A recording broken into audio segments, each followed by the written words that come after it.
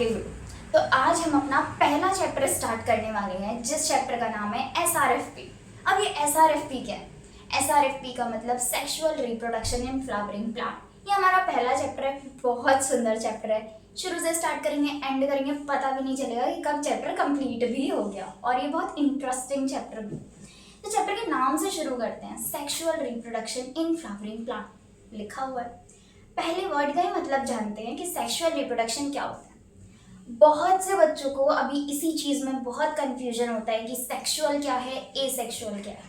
किसमें एक gamete involve होता है, किसमें दो गैमीट इन्वॉल्व होते हैं, किसमें एक पेरेंट से हो जाएगा लेकिन किसमें दो पेरेंट्स चाहिए होंगे, और सबसे इम्पोर्टेंट कि म्यूटेशन का स्कोप किसमें ज़्यादा होता है, सेक्सुअल में या एसेक्सुअल।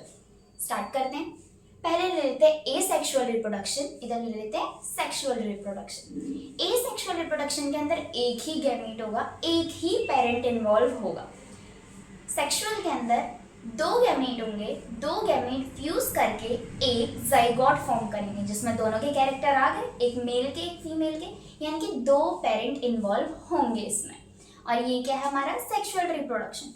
अब पॉइंट ये है कि म्यूटेशन का स्कोप किसमें ज़्यादा होता है, सेक्सुअल में होता है या एसेक्सुअल में होता है।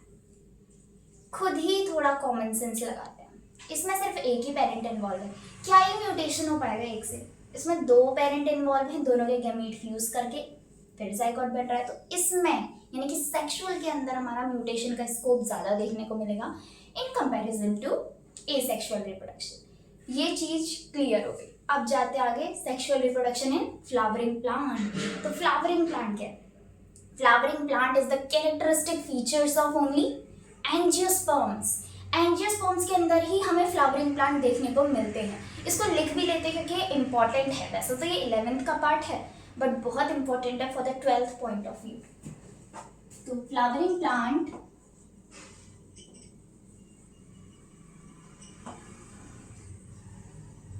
is the characteristic feature of only angiosperms. तो अब हम फ्लावर की बात कर लेते हैं। चैप्टर का नाम तो हम समझ गए, तो अब इन चैप्टर में हम पढ़ने क्या वाले हैं? इस चैप्टर में हम पढ़ेंगे कि फ्लावर जो होते हैं, एक फ्लावर से इतने हजारों फ्लावर्स कैसे बन जाते हैं। एक ही फ्लावर जो है वो अलग अलग कलर में कैसे देखने को मिलता है। इनकी जो पंखुड़ियाँ होती हैं वो अलग अलग तरीके की, अलग अलग कलर की कैसे होती है। इवन जब एक फ्लावर छोटा होता है तो वो बड़े होने में उसको कितना टाइम लगता है, क्या होता है, एवरीथिंग, हर एक चीज़ हम इस चैप्टर में पढ़ने वाले हैं, वो भी बहुत ही इंटरेस्टिंग से वे में। So are you all ready? Of course ready तो होना ही पड़ेगा। सबसे पहले स्टार्ट हम किससे करते हैं? फ्लावर से। फ्लावर से जब भी हम रास्ते में चलते हुए जाते हैं, हमें हर जगह क्या देखने को मिलता है? सुंदर सुंदर फ्लावर्स, उनकी खुशबू, यही तो देखने को मिलती है हमको। हम कहीं डेकोरेशन देखते हैं, कहीं शादी में जाते हैं तो वहाँ पे डेकोरेशन होती है, वहाँ पे भी हमको कितने सुंदर सुंदर फ्लावर्स देखने को मिलते हैं। तो फ्लावर्स फैसिलिटेट तो करते हैं हमें, उसके साथ साथ हम फ्लावर से अपना लव, अफेक्शन, फ्रेंडशिप सब कुछ डिनोट करते हैं। कैसे? जो हमारे फ्रेंड होता है उसको हम येलो फ्लावर्स गिफ्ट करते हैं। हम लव को डिनोट करने के लिए रेड रोज यानी कि रेड कलर के फ्लावर्स देते हैं। ऐसे करके सौरों के लिए, हैप्पीनेस के लिए, सब चीज़ के लिए हम फ्लावर्स का यूज़ कहीं ना कहीं कुछ ना कुछ करके हो ही जाता है, करते ही हैं मेनली। तो फ्लावर्स को देख लेते हैं ना, जब ये हमारी रोज़मर्रा की ज़िंदगी में इतना पार्टिसिपेट कर रहा है तो उस चीज़ के बारे में जानना तो बहुत इंपॉर्टेंट है। तो चैप्टर की शुरुआत हम किससे करेंगे? Structure of the flowers. फूल को देखते हैं कि आखिर इसका स्ट्रक्चर क्या होता है। हम देखते हैं जो हमारा घर होता है, घर की एक नींव होती है, वैसे एक पूरे फूल की भी एक नींव होती है जिसके ऊपर पूरा फूल टिका हुआ होता है। वो नींव क्या होती है, वो पार्ट में बना के दिखाती हूँ आपको।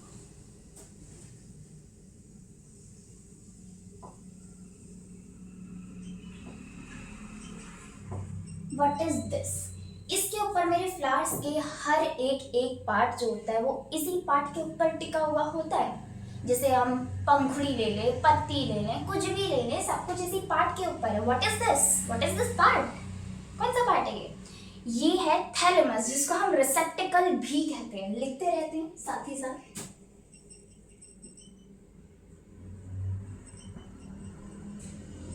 थैलेमस या फिर हम इसे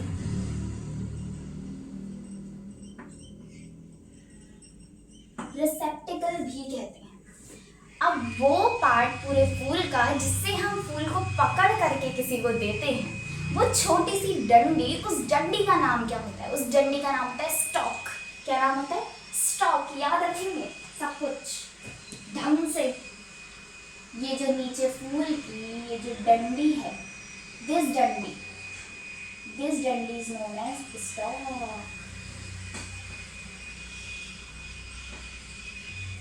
अब इस पूरे फ्लावर में कोई ना कोई ऐसा पार्ट तो होता होगा जो इसको प्रोटेक्शन देता होगा, जो इसको संभाल करके रखता होगा। उस पार्ट का नाम है क्या? उसकी पत्ती। और वो जो पत्ती होती है वो कैसे कलर की होती है? हरी हरी, यानी कि ग्रीन कलर की पत्ती। तो उस पत्ती का नाम है सेपल्स। हम ग्रीन कलर से ही उस पत्ती को बना देते हैं।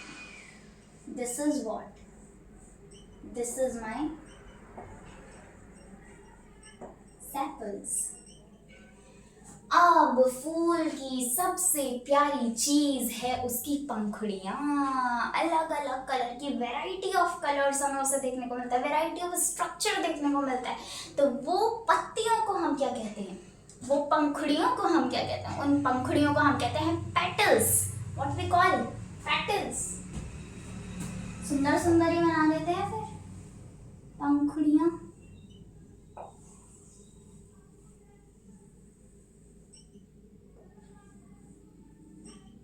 ये है हमारी पेटल्स।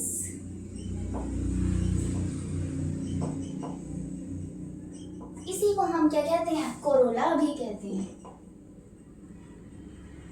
कोरोला भी कहते हैं। और सेपल्स को हम क्या कहते हैं?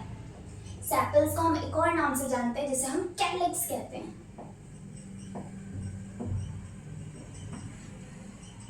कैलिक्स भी बोलते हैं। सेपल्स और पेटल्स दोनों को मिला करके हम एक वर्ड नेम देते हैं। जैसे फ्लावर होता है, फ्लावर की ना टोटल 4 वॉल्स होते हैं। 2 होते हैं असेंशियल वॉल्स, 2 होते हैं non essential walls. Essential walls वो वॉल्स होते हैं जो डायरेक्टली रिप्रोडक्शन की प्रोसेस में पार्टिसिपेट करते हैं, और नॉन असेंशियल वॉल्स वो वॉल्स होते हैं जो डायरेक्टली तो पार्टिसिपेट नहीं करते बट इनडायरेक्टली किसी ना किसी जरिए से वो रिप्रोडक्शन की प्रोसेस में पार्टिसिपेट करते हैं बट इनडायरेक्टली। तो वो क्या होते हैं? Non essential walls. तो हमारे जो सेपल्स और पेटल्स हैं ये दोनों ही हमारे नॉन एसेंशियल वॉल्स होते हैं। क्यों? क्योंकि ये इनडायरेक्टली पार्टिसिपेट करते हैं रिप्रोडक्शन की प्रोसेस में। यानी कि हमारे 2 वर्ड हैं, पेटल्स एंड सेपल्स। इसको हम साइड में लिख भी लेते हैं, that petals and sepals both are non-essential bonds। यानी कि जो डायरेक्टली तो पार्टिसिपेट नहीं करते रिप्रोडक्शन की प्रोसेस में। अब ऐसे 2 पार्ट जो डायरेक्टली पार्टिसिपेट करेंगे कौन सी प्रोसेस में? Sexual reproduction. सेक्सुअल रिप्रोडक्शन यानी कि 2 पेरेंट इन्वॉल्व होंगे, एक होगा मेल, एक होगा फीमेल। तो पहले इसमें देख लेते कि मेल पार्ट कौन सा है। मेल पार्ट को हम बोलते हैं एंड्रोशियम। क्या बोलते हैं? एंड्रोशियम। और फीमेल पार्ट को हम क्या कहते हैं? गाइनोशियम। कैसे याद रखेंगे इसको? मेल थोड़ा ताकतवर टाइप लग रहा है, एंड्रो कुछ लग रहा है ना। और वैसे गाइनो फीमेल के लिए गायनेकोलॉजिस्ट बोलते हैं। Gynae word is related to female, andro word is related to male. तो एंड्रोशियम वर्ड जो है वो मेल के लिए डिनोट किया गया है और जो गाइनोशियम वर्ड है वो फीमेल के लिए डिनोट किया गया है। तो हम पहले मेल पार्ट देख लेते हैं कि फ्लावर में मेल पार्ट कौन सा होता है।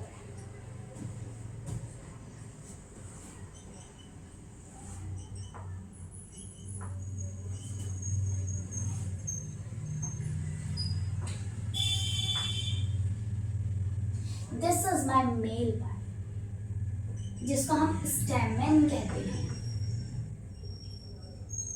क्या बोलते हैं? स्टैमेन। ये मेरा कैसा पार्ट है?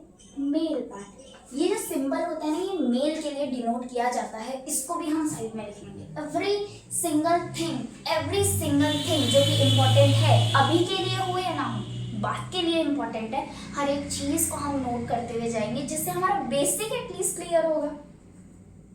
तो जो ये सिंबल होता है ये हमारा मेल के लिए होता है, और ये जो हमारा याला सिंबल होता है ये हमारा फीमेल के लिए यूज होता है, फीमेल के लिए यूज होता है। हम बहुत जगह पे इन सिंबल्स का यूज करेंगे, तो हम पहले से ही इस चीज़ को क्लियर करते हुए जाते हैं। अब बात आती है कि फीमेल पार्ट कौन सा होता है। ये तो हमारा मेल पार्ट है जिसको हम स्टेमन भी कहते हैं, एंड्रोशियम मेल पार्ट, जिसके अंदर 2 पार्ट आते हैं, एक ये वाला पार्ट, एक ये वाला पार्ट। पूरी डिटेल में करेंगे। अब नेक्स्ट जाते हैं आगे फीमेल पार्ट के अंदर। अब इसमें फीमेल पार्ट कौन सा होता है?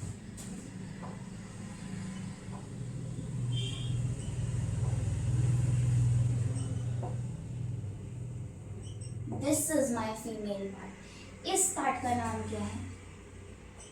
कार्पल, या फिर इसको हम पिस्टल भी बोलते हैं, जिसको हम फीमेल पार्ट बोलेंगे। फीमेल के लिए वाला सिंबल यूज होगा, मेल के लिए मेल को टोपी पहना देंगे हम ऊपर से, मेल को ऊपर से टोपी पहना देंगे, और फीमेल के लिए हम पॉजिटिव साइन बना देंगे नीचे से। ऑलराइट, तो ये हमारा फीमेल पार्ट है, कार्पल या फिर पिस्टल, जिसे हम क्या वर्ड दे रहे थे? गाइनोशियम। क्या वर्ड दे रहे थे? गाइनोशियम। और मेल के लिए हम कौन सा वर्ड यूज कर रहे थे? एंड्रोशियम, जिसको हमने स्टेमन भी बोला। तो हमने यहाँ पे स्ट्रक्चर ऑफ द फ्लावर अपना कंप्लीट कर लिया। अब हम सीधे जंप मार जाते हैं अपने मेल के अंदर, यानी कि एंड्रोशियम के अंदर। पहले हम अपना एंड्रोशियम कंप्लीट करेंगे, then gynoecium, then further androecium. हम क्लियर करते हुए चलते हैं हर एक पॉइंट, क्योंकि यहाँ से क्वेश्चन आया हुआ है नीट में, तो बोर्ड वालों के लिए तो इम्पोर्टेंट होगा ही होगा। तो हम यहाँ से अपना पहला टॉपिक शुरू करते हैं, जो कि हमारा है एंड्रोशियम।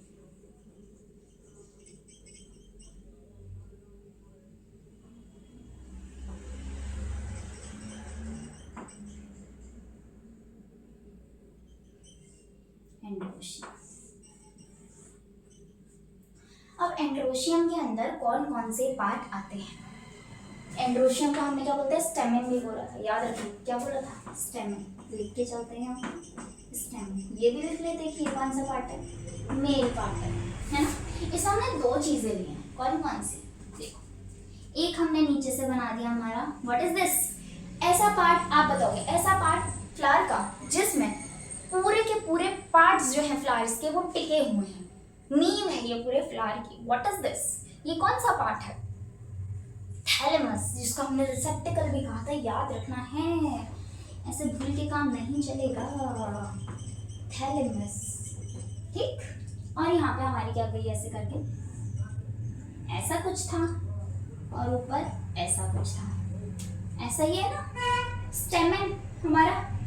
तो ये जो डंडी है, द डंडी of the stamen is known as, the डंडी of the stamen is known as filament. Filament, नाम बड़ा है, दर्शन भी इसके बड़े हैं। नाम बड़ा है, दर्शन भी इसके बड़े हैं, यानी कि लंबे हैं। This is what? This is our filament.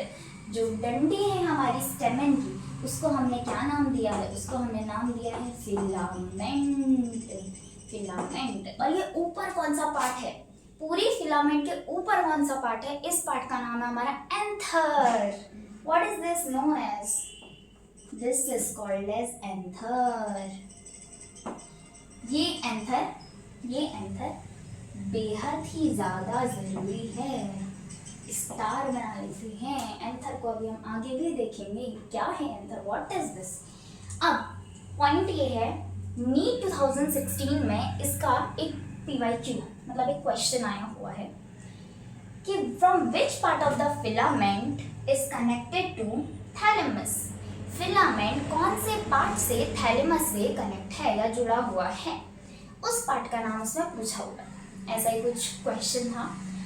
तो बहुत से बच्चों को इसमें बहुत ज़्यादा कंफ्यूजन होती है। इस कंफ्यूजन को अभी हम बहुत ही नॉर्मली अपने बॉडी पार्ट से आराम से प्यार से क्लियर करेंगे।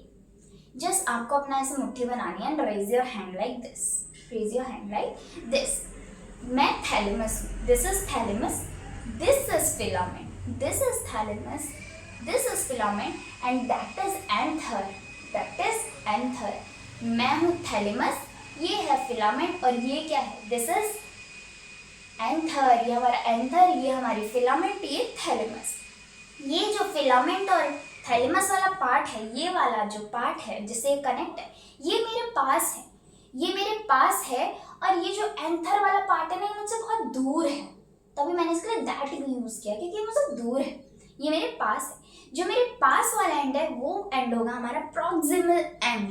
जो मेरे पास वाला एंड है वो एंड क्या होगा, प्रॉक्सिमल एंड। जो मुझसे दूर वाला एंड है, जो मुझसे दूर वाला एंड है, यानी कि एंथर और फिलामेंट के बीच का जो एंड है, ये क्या होगा, डिस्टल एंड। डी से दूर, डी से डिस्टल, पी से पास, पी से प्रॉक्सिमल। यानी कि फिलामेंट थैलेमस से कौन से हिस्से से जुड़ा हुआ है, पास वाला हिस्सा। What is this, what is this, pass, P से पास, पी से प्रॉक्सिमल, प्रॉक्सिमल एंड से। एंथर फिलामेंट से कौन से हिस्से से जुड़ा हुआ है, एंथर फिलामेंट से दूर है, मुझसे दूर, डी से दूर, डी से डिस्टल, यानी ये डिस्टल एंड है।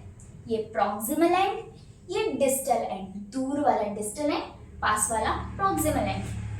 इसी चीज को लिख लेते हैं प्यार से, आराम से, क्लियरली। तो थैलेमस और फिलामेंट के बीच के एंड को क्या कहते हैं, थैलेमस और फिलामेंट के बीच के, पास है मेरे से, प्रॉक्सिमल एंड। क्या बोलते हैं, प्रॉक्सिमल एंड। एंथर और फिलामेंट, एंथर और फिलामेंट के बीच के पार्ट को क्या कहेंगे, दूर है मुझसे, distal end. What we call it, distal end. Important mark कर लेते हैं, इम्पॉर्टेंट है क्योंकि इम्पॉर्टेंट है ना, तभी तो मार्क किया, वरना क्यों करते। आगे चलते हैं, फर्दर कंटिन्यू करते हैं इसको। ये हमारा एंड्रोशियम यानी कि स्टेमन यहाँ पे हो गया। अब हम यहाँ से इसका सबसे इम्पोर्टेंट पार्ट सोचो क्या होगा, एंथर। एंथर सबसे इम्पोर्टेंट, तो एंथर को देख लेते हैं ना। एंथर को हमने यहाँ से ऐसे उठाया, हमने यहाँ पे जाके छोड़ा और यहाँ पे हमने हेडिंग डाल दी हमारी structure of anther, structure of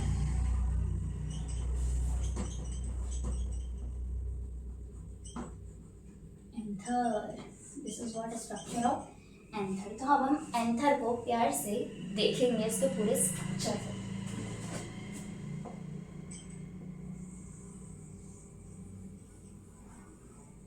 ऐसा कुछ देखने को मिलेगा एंथर, अमीबा नहीं है, हाँ एंथर ही है।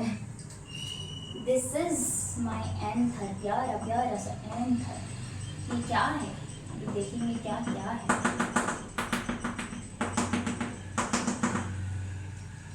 सब कुछ देखेंगे। एंथर, एंथर को शुरू करते हैं।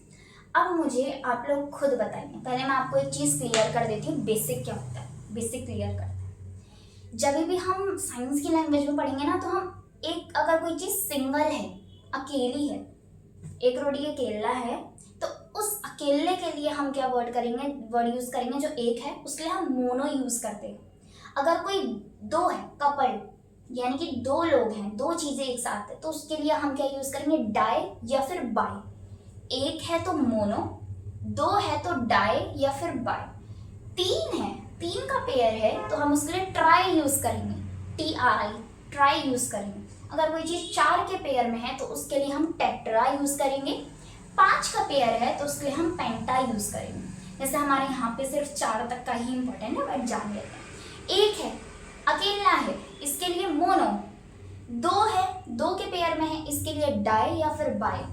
तीन है, तीन के पेयर में है, तो इसके लिए हम ट्राई वर्ड का यूज करेंगे। और अगर चार है, चार का पेयर बना हुआ है, तो चार के लिए हम टेट्रा वर्ड का यूज करते हैं। इसको हम साइड में लिख लेते हैं, बहुत जगह, सिर्फ यहीं पे नहीं, आपकी ऑर्गेनिक केमिस्ट्री में भी बहुत ज़्यादा काम आएगा ये। हम उसमें पढ़ेंगे, ऑर्गेनिक हो, इनऑर्गेनिक हो, इसमें हम सब कुछ ये पढ़ने वाले हैं, मोनो, डाई, ट्राई, टेट्रा, पेंटा। इसको हम यहीं पे साइड में लिख लेते हैं। वैसे ये इम्पोर्टेंट है, बट इस चैप्टर के लिए नहीं है, पूरे हमारे साल के लिए इम्पोर्टेंट है। जब एक होगा, मोनो यूज करेंगे, 2 होगा, डाई या फिर बाई यूज करेंगे, 3 होगा, ट्राई यूज करेंगे, 4 होगा तो टेट्रा यूज करेंगे, और 5 होगा तो पेंटा यूज करेंगे। इसको किसी भी एक छोटे से पेपर में स्नैप करके रख लो, लिख करके रख लो, वॉल पे पेस्ट कर दो, कहीं पे भी। वैसे अपनी फिंगर से, अपने बॉडी पार्ट से अगर आप कोई चीज़ याद करके रखते हो ना, तो वो ज़्यादा टाइम के लिए आपको याद रहती है। ये मैंने भी ट्राई किया है। तो ये हमारे पास क्या है, एंथर का स्ट्रक्चर। अब आप मुझे बताओगे कि इस एंथर के स्ट्रक्चर में आपको कितने सिरे दिखाई दे रहे हैं। खुद आंखों से देखो और आंसर बताओ कितने हैं। 1, 2, 3 और ये 4। कितने सिरे देखने को मिल रहे हैं? 4 सिरे देखने को मिल रहे हैं। तो अगर हम मैथमेटिक्स की लैंग्वेज में इस स्ट्रक्चर को बताना चाहेंगे, इसमें 4 सिरे हैं, तो इसको हम कैसे बताएंगे? कैसे नेचर का है ये? एंथर किस नेचर का है? 4 के लिए मोनो नहीं, डाई या बाई ये तो 2 के लिए यूज होता है, ट्राई 3 के लिए यूज होता है, टेट्रा 4 के लिए यूज होता है। और यहाँ पे भी हमारे 4 ही सिरे हैं, तो हम इसको कौन सा नेचर देंगे? Tetragonal nature. कौन सा नेचर देंगे हम इसे? Tetragonal nature. Tetragonal nature.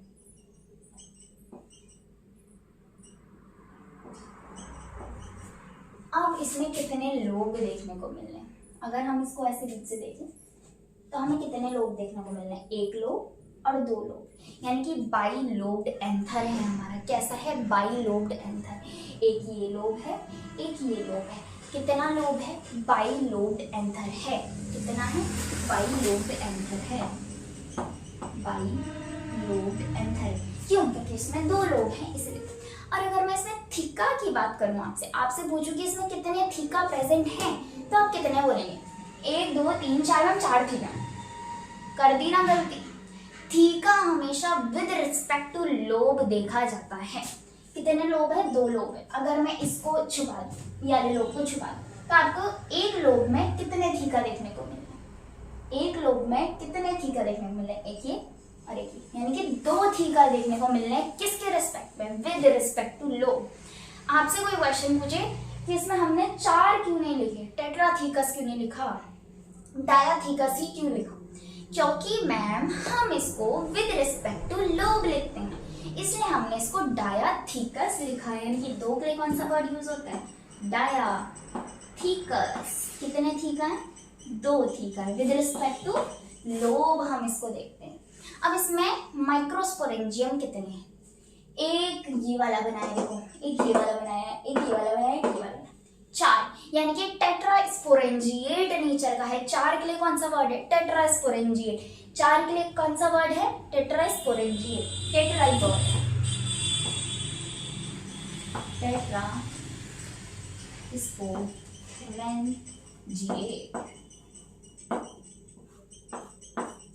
Tetrasporangiate. अब आपसे कोई भी पूछे what is the nature of the anther, question है what is the nature of the anther, आपको यही 4 चीजें बस बड़ा बड़ा पैराग्राफ बना के लिख देना। ये 4 वर्ड आपके ऐसे वर्ड हैं जो उसमें होने चाहिए। ये 4 वर्ड बोल दो। कोई पूछे आपसे, मतलब ओरली पूछे आपसे, तो आपको ओरली बस ये 4 वर्ड बोल देने हैं, वो सेटिस्फाइड होगा। I am damn sure.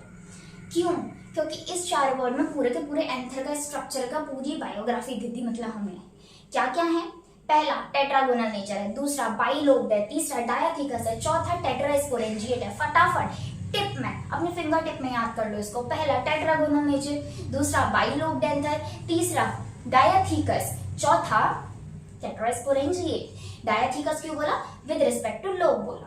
Complete. ये हो गया हमारा स्ट्रक्चर या फिर नेचर ऑफ द एंथर। मैं बोल दूं ये हमारा नेचर भी यहाँ पे कंप्लीट हो गया है पूरे के पूरे एंथर का। अगर अब मैं देखूं एंथर के बारे में, यहाँ पे लिख दूं? नहीं, ऊपर अच्छे से लिखते हैं, प्यार से लिखते हैं। अब अगर मैं यहाँ पे एंथर लिखूं,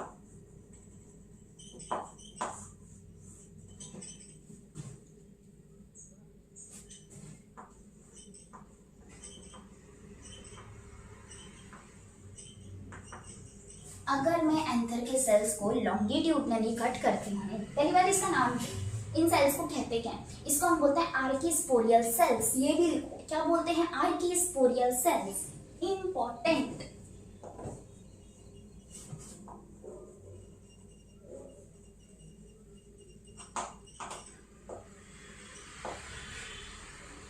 आर्कीस्पोरियल सेल्स।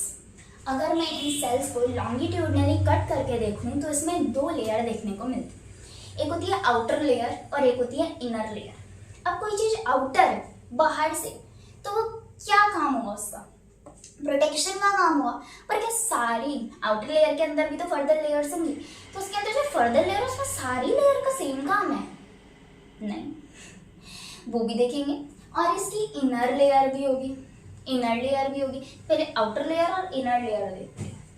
तो जब हमने इसको कट करके देखा इस एंथर की वॉल को, तब हमको क्या देखने को मिला, एक हमको इसमें मिली आउटर वॉल, एक हमको इसमें क्या देखने को मिला, इनर वॉल। आउटर वॉल जो थी वो हमारी फर्दर डिवाइडेड थी 4 पार्ट में, इसको भी हम देखेंगे। और जो हमारी इनर वॉल थी, ये इनर वॉल, इसके अंदर क्या था, स्पोरोजिनस टिश्यू था। क्या था, स्पोरोजिनस टिश्यू, जो फर्दर डिवाइड करके क्या बनाता था, microspore mother cell, MMC. MMC क्या होता है, माइक्रोस्पोर मदर सेल। क्या बनाया इसने, माइक्रोस्पोर मदर सेल। जस्ट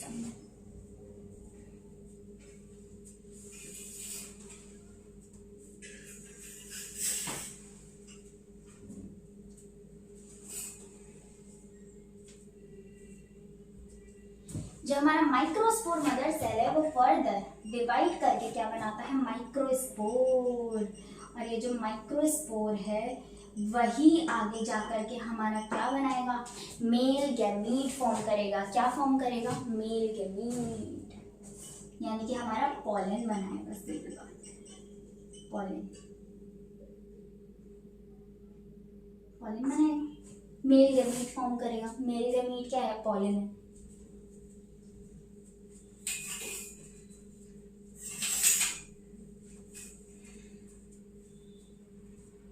अब हम अपने आउटर वॉल के बारे में बात करते हैं।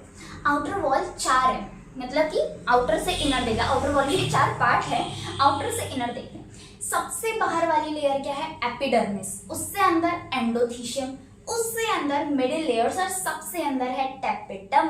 कौन सी लेयर है, टैपेटम।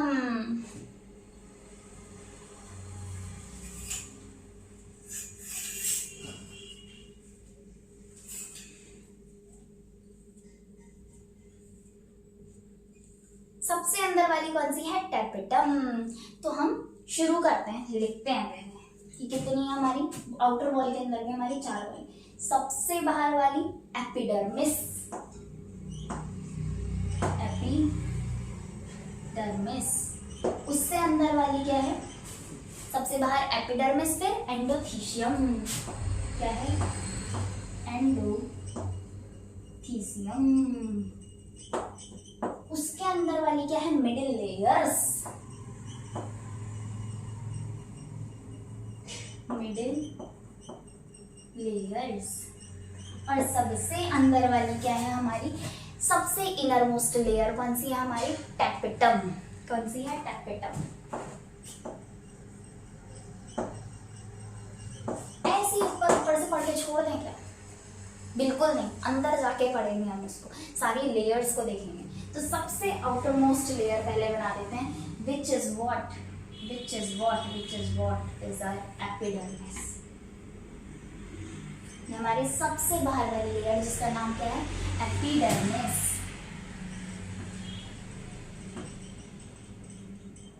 एपिडर्मिस।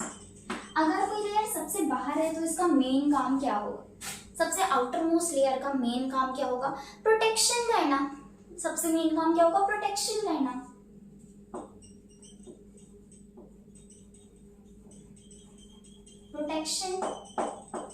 प्रोटेक्शन के साथ साथ ये एंथर के फटने में यानी कि डेहिसेंस करने में भी हेल्प करता है।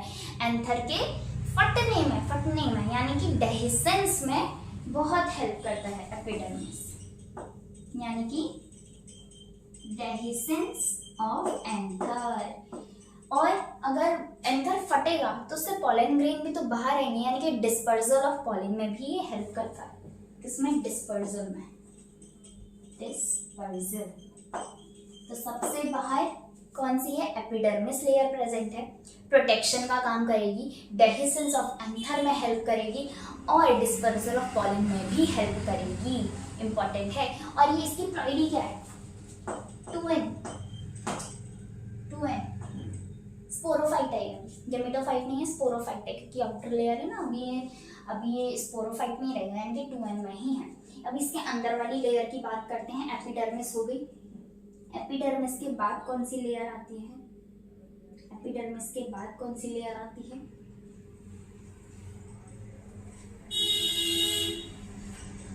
ये वाली लेयर का नाम क्या है? एंडोथीशियम।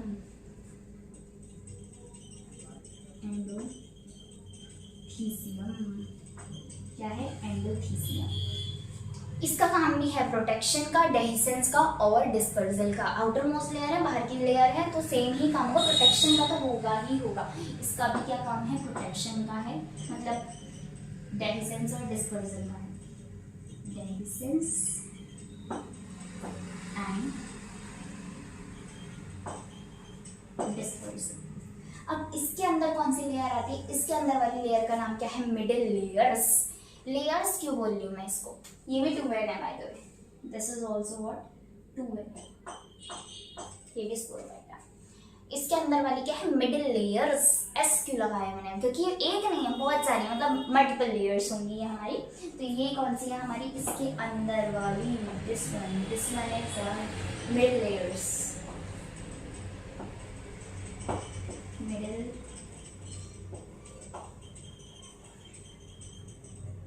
लेयर्स।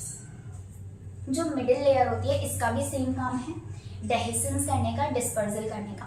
लेकिन इसमें छोटा सा ट्विस्ट है। किसमें? मिडिल लेयर्स में, कि जैसे ही ये लेयर बनती है उसके थोड़ी देर बाद ये मर जाती है। यानी कि इसकी 2 पल की जिंदगी है, कब चली जाए कुछ नहीं पता है। तो यानी कि कुछ टाइम के लिए ही जिंदा रहती है। ऐसे नेचर को जो कहते हैं, जो जिंदा होते ही थोड़ी देर में मर जाता है, इसको हम कहते हैं एफीमेरल नेचर।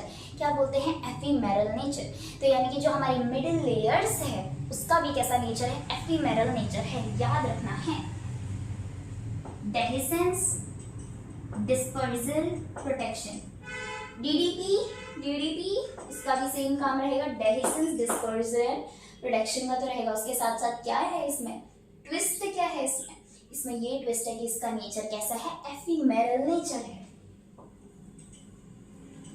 एफीमेरल नेचर है। और ये भी कैसी? 2n है। 2n बहुत सारी होती है, मल्टीपल लेयर्स होती है। और अब हम जाते हैं अपनी सबसे अच्छी, सबसे इंपॉर्टेंट, सबसे इंटरेस्टिंग लेयर के पास, जिसका नाम क्या है? टैपेटम नाम है इसका। इसको हम अंदर सुंदर सा ही बना लेते हैं, क्योंकि ये ही था हमारा P/Q NEET 2016। What this layer known as, इसको हम अलग से लिखते हैं टैपेटम। कितना सुंदर लग रहा है ना ये नाम बोलने में, टैपेटम। और इसमें हम बना देते हैं अपने स्टार काफी ज्यादा। तो जो टैपेटम होती है, देखो इसके पास डेंस साइटोप्लाज्म भी होता है। और टैपेटम में देखो मैंने बाई न्यूक्लिएटेड बनाया। वैसे बाई डाई ट्राई कितने भी न्यूक्लिएटेड हो सकता है, यानी कि पॉलीन्यूक्लिएटेड हो सकता है। तो टैपेटम का सबसे इम्पोर्टेंट, सबसे मेन काम क्या होता है? ये नीट 2016 में आ चुका है, यानी कि PYQ है हमारा नीट का। तो इसमें सबसे इम्पोर्टेंट क्या है? इसमें ये इम्पोर्टेंट है, इसका सबसे इम्पोर्टेंट वर्क ये है कि ये नरिशमेंट में हेल्प करता है। किसमें? नरिशमेंट ऑफ एंथर में हेल्प करता है। नरिशमेंट इसका इम्पोर्टेंट है, नरिशमेंट। यही इसका क्या है, PYQ भी है। PYQ अलर्ट, PYQ 2016 नरिशमेंट करता है। उसके साथ साथ इसके पास क्या होता है, डेंस साइटोप्लाज्म भी होता है।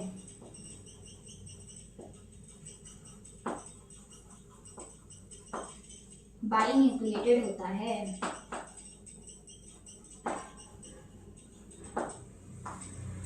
पॉलीप्लॉइड ही देखने को मिलती है।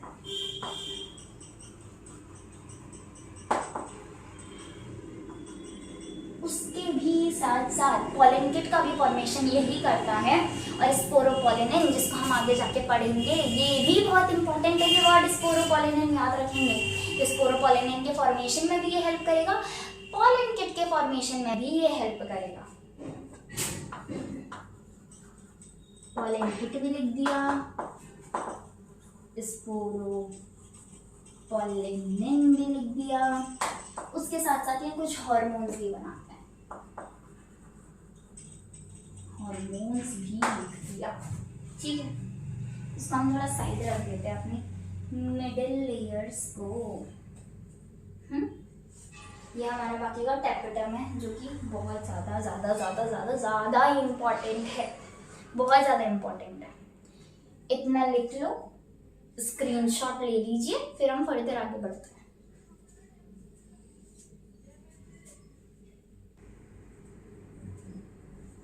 डन, लिख दिया पूरा।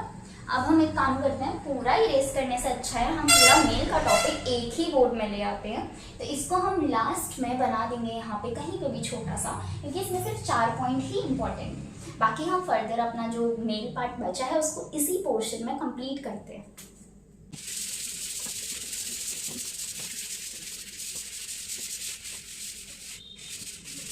तो हम आगे फर्दर बढ़ते हैं। तो अब हम अपना आगे का फर्दर टॉपिक शुरू करते हैं, जिसका नाम है माइक्रोस्पोरोजेनेसिस, यानी कि माइक्रोस्पोर बनाने की विधि को हम प्रारंभ करते हैं। वाया मंत्र गा के हम क्या खत्म कर दें थी? नहीं, हम पूरी प्रोसेस देखेंगे, इसकी हर एक वर्ड की मीनिंग देखेंगे यहाँ पे। तो हम स्टार्ट करने वाले हैं माइक्रोस्पोरोजेनेसिस। जब भी वर्ड आ जाए जेनेसिस, जेनेसिस का मतलब किसी ना किसी चीज का बनना, किसी ना किसी चीज की उत्पत्ति होना, उसके लिए हम जेनेसिस वर्ड का यूज करते हैं।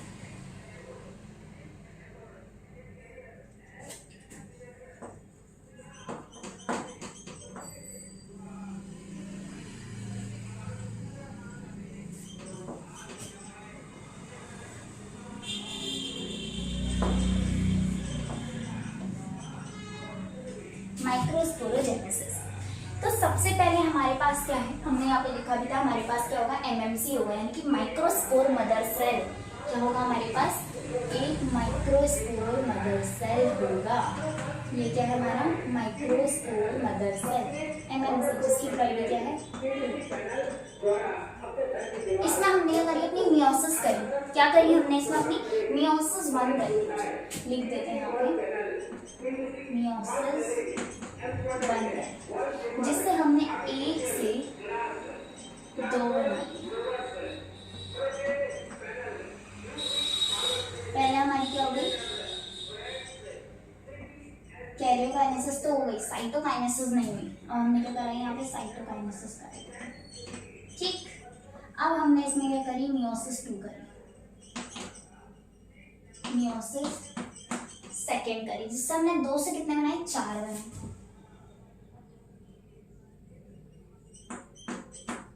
कैरियोकाइनेसिस हो गई, साइटोकाइनेसिस अब होगी।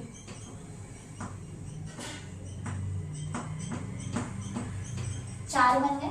अभी हमारे 4 जो बने हैं ना, ये माइक्रोस्पोर है। अभी माइक्रोस्पोर बने नहीं है, मतलब अब जब ये मैच्योर हो जाएगा ना, तो ये अलग हो जाएंगे। तो ये चिपके किस चीज से, ये शुगर से चिपके हैं। इस शुगर का नाम क्या है बताओ, कैलोस शुगर। ये किस शुगर से चिपके हैं, कैलोस से चिपके हैं। तो इनको अलग करने के लिए हमें क्या चाहिए, कैलेज एंजाइम चाहिए होगा। क्या चाहिए होगा, कैलेज। क्या चाहिए होगा, कैलेज। एक चीज और बताएंगे हम इससे, जब भी हम किसी चीज को तोड़ने की बात करते हैं, कट करने की बात करते हैं, तो उसके लिए हम एज यूज करते हैं। एज यूज करते हैं, ऐसे एंजाइम जो किसी चीज को तोड़ेगा या काटेगा उसके लिए हम एज यूज करेंगे। जैसे कि डीएनए को तोड़ने के लिए हम क्या यूज करेंगे, डीएनएज। आरएनए को तोड़ने के लिए क्या यूज करेंगे, आरएनएज। प्रोटीन को तोड़ने के लिए क्या यूज करेंगे, प्रोटीएज। वैसे ही कैलोज को तोड़ने के लिए क्या यूज करेंगे, कैलेज। तो ये कैलोज जो थी वो कैलेज से अलग हो गई और ये हमारे क्या बन के आ गए, 4 अलग अलग माइक्रोस्पोर। हमारे यहाँ पे माइक्रोस्पोर रेडी हो गए। अब हमने इसमें से कोई सा भी एक माइक्रोस्पोर पकड़ा, इसमें हमने अनइक्वल डिवीजन कराया, जिसकी हेल्प से हमारे यहाँ पे क्या बने, अनइक्वल से स्पिंडल फाइबर्स फॉर्म हो गए। जब ये अनइक्वल स्पिंडल फाइबर फॉर्म हुए उसके बाद ये 2 पार्ट में ऐसे करके डिवाइड हो गया। क्या हो गया, डिवाइड हो गया। जिसमें कि ऊपर वाले पार्ट को हम क्या कहते हैं, वेजिटेटिव। यहाँ पे 2 सेल्ड स्टेज में ये डिवाइड हो गया। ऊपर वाले को क्या कहते हैं हम, वेजिटेटिव सेल, और नीचे वाले को हम क्या कहते हैं, जर्म सेल। क्या बोलते हैं, जर्म सेल। तो ऊपर वाले को हम क्या बोलेंगे अपना, वेजिटेटिव सेल, और नीचे वाले को क्या कहेंगे अपना, जर्म सेल। यही जर्म सेल जो है वो आगे जाकर के हमारा मेल गैमीट बनाएगा। ये इसी पूरे को हम क्या कहते हैं अपना, मेल गैमीटोफाइट। क्या बोलते हैं, मेल गैमीटोफाइट, जिसको हमने क्या नाम दिया है, इसी को हमने क्या नाम दिया है, पोलन। इसी को हमने क्या नाम दिया है, पोलन। इसी को हमने क्या नाम दिया है अपना, पोलन। यही क्या हमारा पोलन है। अब हम क्या देखते हैं कि कुछ एंजियोस्पर्म्स ऐसे हैं हमारे पास, कुछ एंजियोस्पर्म्स हमारे पास ऐसे हैं, यानी कि 60% एंजियोस्पर्म्स हमारे पास ऐसे हैं जो 2 सेल्ड स्टेज में ही रहते हैं। तो यहाँ पे हम लिखेंगे एक चीज और कि अगर मैं एंजियोस्पर्म्स की बात करूं, 60% और 40%। तो 60% एंजियोस्पर्म्स ऐसे हैं हमारे पास जो 2 सेल्ड स्टेज में ही रहते हैं, और 40% ऐसे हैं जो 3 सेल्ड स्टेज में चले जाते हैं। अब 3 सेल्ड स्टेज क्या होता है, ये जो हमारा जर्म सेल है ना वो फर्दर 2 में डिवाइड हो जाता है। ये हमारी कौन सी होती है, 3 सेल्ड स्टेज होती है। जो वेजिटेटिव सेल होता है ना वो बड़ा होता है, जिसके पास डेंस साइटोप्लाज्म होता है। क्या होता है, डेंस साइटोप्लाज्म होता है। पर न्यूक्लियस की अगर हम बात करूं तो ये इर्रेगुलर सा न्यूक्लियस होता है इसके पास। किसके पास, वेजिटेटिव सेल के पास। जर्म सेल की बात करेंगे, छोटा है, कम है साइटोप्लाज्म, और जर्म सेल ही जो है आगे जाकर के हमारा मेल गैमीट बनाएगा। क्या बनाएगा, मेल गैमीट। यही जो है जर्म सेल से ही हमारा डिवीजन होकर के बनेगा। और जब ये जो 60% एंजियोस्पर्म्स होते हैं वो 2 सेल्ड स्टेज में ही रहते हैं, लेकिन बाकी के 40% कुछ एंजियोस्पर्म्स ऐसे होते हैं जो 3 सेल्ड स्टेज में जाकर के 2 मेल गैमीट का फॉर्मेशन कर देते हैं। किसका फॉर्मेशन करते हैं, मेनली 2 मेल गैमीट का हमारा फॉर्मेशन करते हैं। अब हम फर्दर आगे चलते हैं जिसमें हम पोलन ग्रेन के बारे में जानेंगे। This is our pollen grain, this is our pollen grain.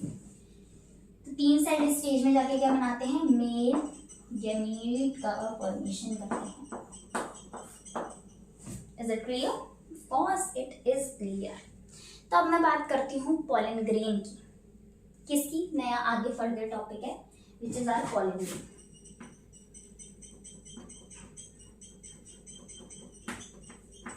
Pollen grain की जो वॉल है ना वो स्पोरोडर्म की बनी होती है। किस चीज की बनी होती है, पोलन ग्रेन स्पोरोडर्म का बना होता है।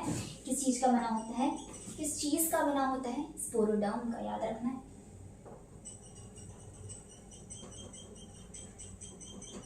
जिसमें 2 लेयर होती है, एक होती है एक्साइन, एक क्या होती है, इंटाइन।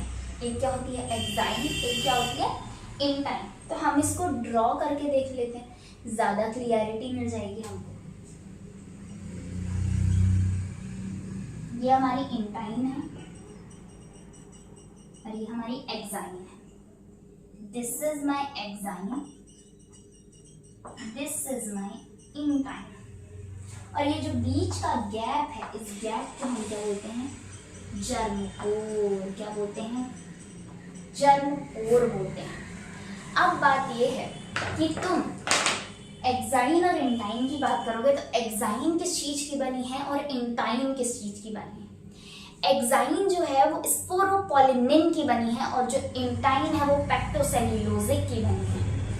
एक्साइन जो है वो डिसकंटिन्यूअस है, डिफरेंट पैटर्न की हमें देखने को मिलेगी। इंटाइन जो है वो कॉन्टिन्यूअस लेयर है, कॉन्टिन्यूअस लेयर है, सेम पैटर्न की होगी, कोई इशू नहीं। जर्म पोर जो है वो ये जो बीच का गैप आपको देखने को मिल रहा है, इस गैप को हम क्या कहते हैं, जर्म पोर कहते हैं। अगर मैं इसको इरेज कर दूं तो दिस इज माय जर्म पोर। ये जो इंटाइन और एक्साइन के बीच का जो गैप है उसको हम क्या कहेंगे, यहाँ पे जर्म पोर कहेंगे। तो क्वेश्चन क्या आता है, व्हाट इज स्पोरोपोलिनिन और ये कहाँ पे प्रेजेंट होता है। स्पोरोपोलिनिन एक्साइन में प्रेजेंट होता है और एक्साइन जो है वो हार्डेस्ट सब्सटेंस हम इसका मान के चलते हैं। क्यों हार्डेस्ट? क्योंकि इसमें स्पोरोपोलिनिन प्रेजेंट है। तो इसमें ऐसा क्या है जो स्पोरोपोलिनिन, आपने कभी पत्थर दिल इंसान को देखा है? पत्थर दिल इंसान जो है उसको तुम कितना ही प्यार दे दो, कितना ही अपनापन दे दो, रहेगा वो पत्थर दिल ही। एग्जाम्पल लेके चल रहे हैं। वैसे ही ये जो स्पोरोपोलिनिन है, तुम इसमें कितना ही एसिड डाल दो, कितना ही बेस डाल दो, कितना ही हाई टेम्परेचर दे दो, कितना ही कुछ कर लो, ये वॉल टूटने की नहीं है। एक्साइन जिस स्पोरोपोलिनिन का बना है वो स्पोरोपोलिनिन वहां से नहीं टूटेगा, ये तो गारंटी है। तुम एसिड दो, बेस दो, हाई टेम्परेचर दो, चाहे तुम कोई भी एंजाइम डालो, कोई फर्क इसको नहीं पड़ेगा, वैसी की वैसी ही रहेगी ये लेयर, नहीं टूटती। तो it is the hardest layer. तो इसका काम क्या होता है, क्या काम होता है एक्साइन का या स्पोरोपोलिनिन का? अगर ये हेल्प करता है फॉसिलाइजेशन में। किस में हेल्प करता है? फॉसिलाइजेशन में। अब इंटाइन की बात करते हैं। इंटाइन किस चीज की बनी है? इंटाइन बनी है पेक्टोसेल्यूलोजिक की। पेक्टोसेल्यूलोजिक क्या है? पेक्टोस और सेल्यूलोज, इन दोनों चीजों को मिला करके मतलब ऐसे नाम दे दिया है पेक्टोसेल्यूलोजिक, जिसकी ये इंटाइन लेयर बनी हुई है। तो इम्पोर्टेंट क्या है इसमें, एक्साइन का स्पोरोपोलिनिन जो किसने बनाया था? टैपिटम ने बनाया था। जो इनर मोस्ट लेयर थी उसका क्या इंपॉर्टेंट काम था? नरिशमेंट प्रोवाइड करने का। याद रखेंगे, हर एक वर्ड इंपॉर्टेंट है। क्या काम था उसका? नरिशमेंट प्रोवाइड करने का। ये क्या करता है? नरिशमेंट प्रोवाइड करता है। अब हम फर्दर आगे बढ़ते हैं, एक्साइन के बारे में लिखते हैं कि एक्साइन का क्या काम है और ये किस चीज से बना हुआ है। तो एक्साइन किससे बना है? स्पोरोपोलिनिन से बना है।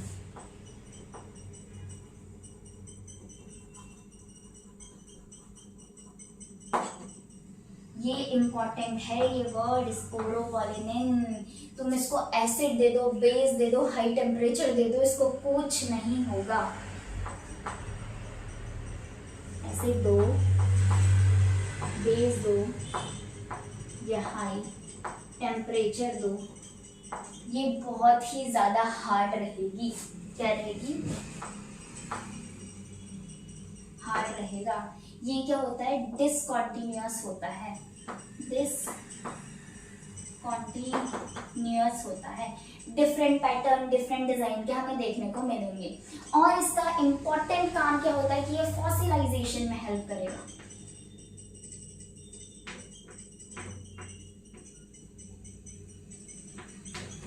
और जो इंटाइन है वो किस चीज की बनी होती है?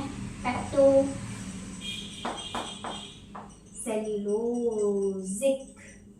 पेक्टोसेल्यूलोजिक की हमारी इंटाइन बनी होती है। एक और क्वेश्चन आता है कि ऐसा कौन सा पार्ट है इसमें जहाँ पे स्पोरोपोलिनिन एब्सेंट होता है? इंटाइन में तो है, चलो, और कौन सा पार्ट है? क्या जर्म पोर में स्पोरोपोलिनिन प्रेजेंट होगा?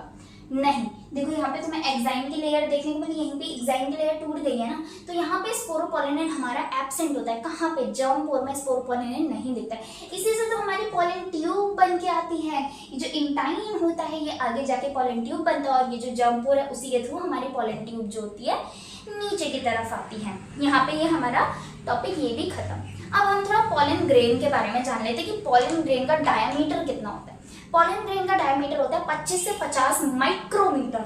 कितना होता है? 25 से 50 माइक्रोमीटर होता है।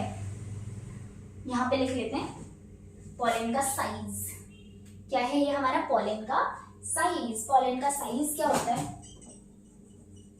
पोलन का साइज कितना होता है?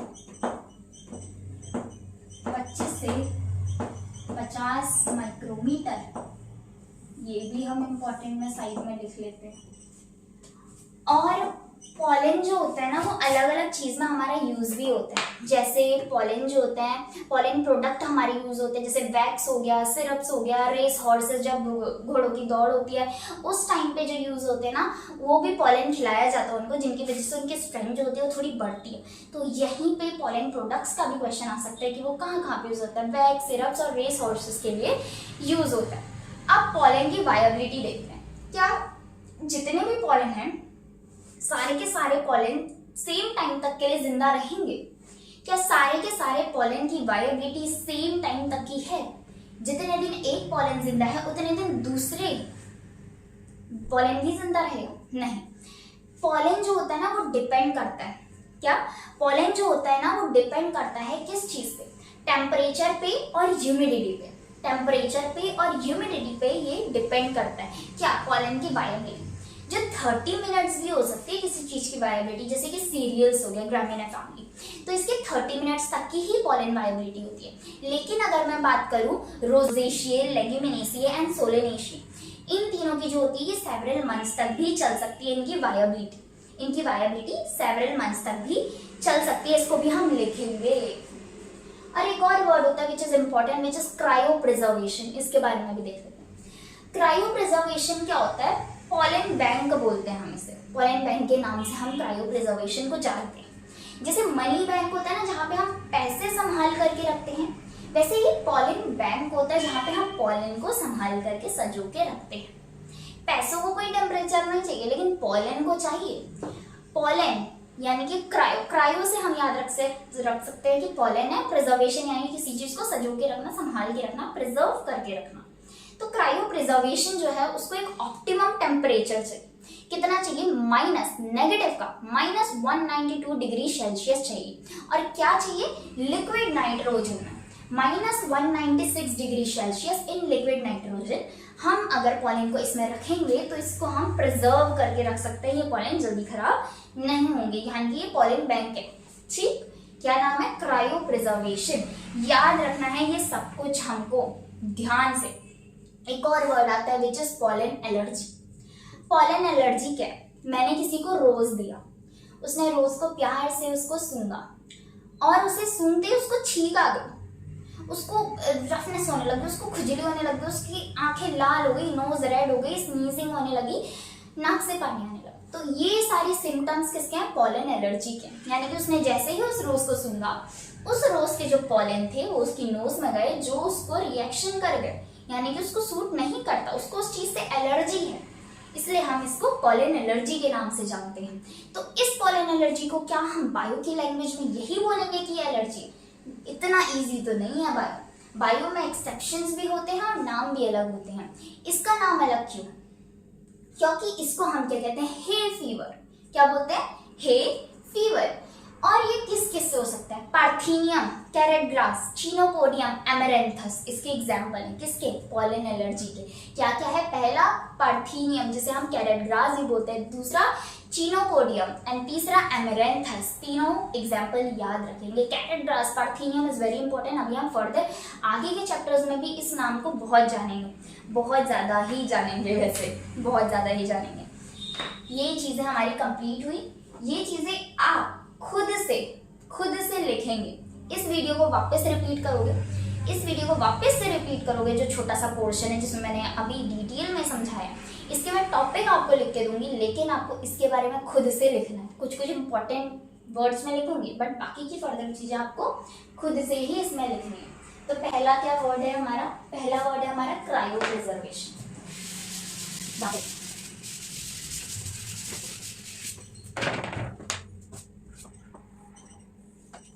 पहला क्या है हमारा? पहला हम लिख लेते हैं अपना cryo preservation.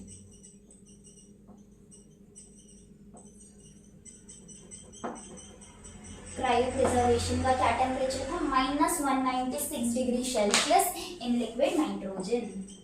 -196 degree Celsius in liquid nitrogen.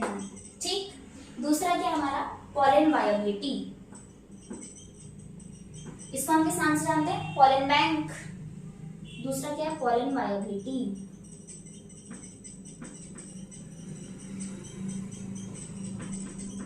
Pollen viability 30 minute की किसकी होती है, सीरियल्स की होती है, और सेवरल मंथ्स की किसकी होती है, 3 फैमिली। सोलेनेशिये, रोजेशिये एंड लेग्यूमिनेशिये। सोलेनेशिये, रोजेशिये एंड लेग्यूमिनेशिये, ये 3 फैमिली की होती है। कौन कौन सी, सोलेनेशिये, रोजेशिये एंड लेग्यूमिनेशिये। और 30 मिनट्स किसकी होती है, सीरियल्स यानी ग्रामीने फैमिली की। ये भी फर्दर आगे देखेंगे हम।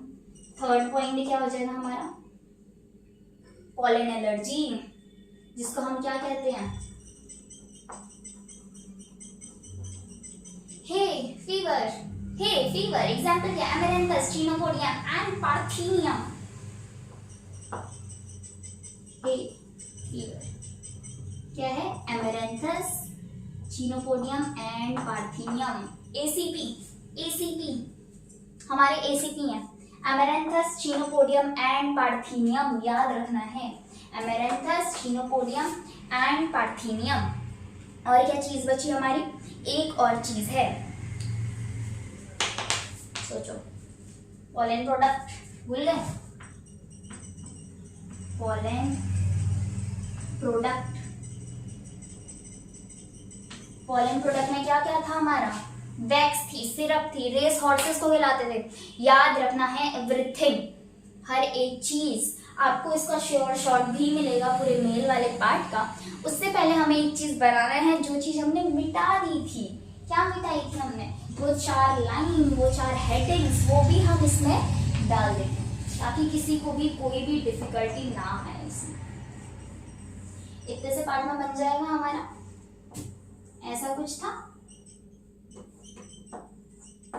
रिवाइज भी हो जाएगा इसी बहाने हमारा पूरा। क्या क्या थे इसके इंपॉर्टेंट वर्ड्स, पहला टेट्रागोनल नेचर,